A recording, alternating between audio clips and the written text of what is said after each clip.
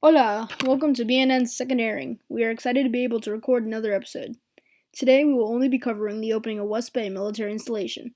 Now let's get right into it.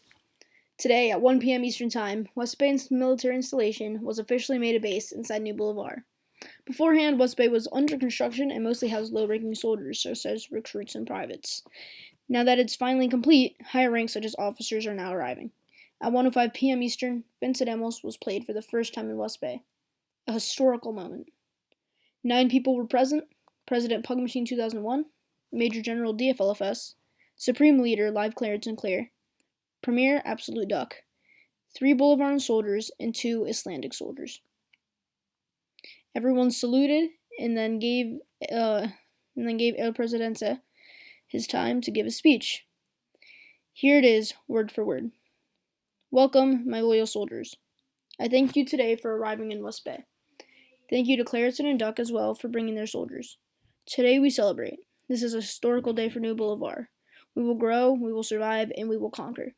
Venceremos. Though it was a short speech, the soldiers were in full patriotic mode.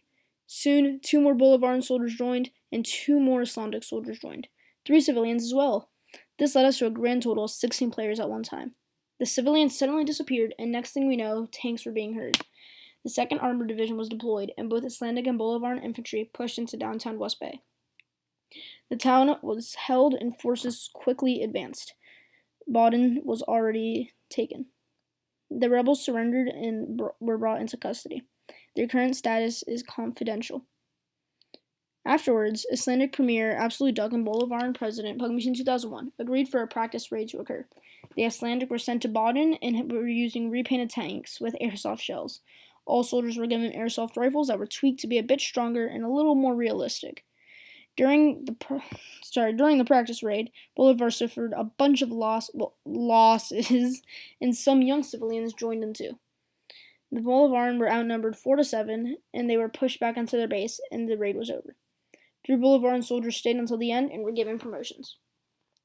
That is all we have for you today, ladies and gentlemen, and that's your daily news.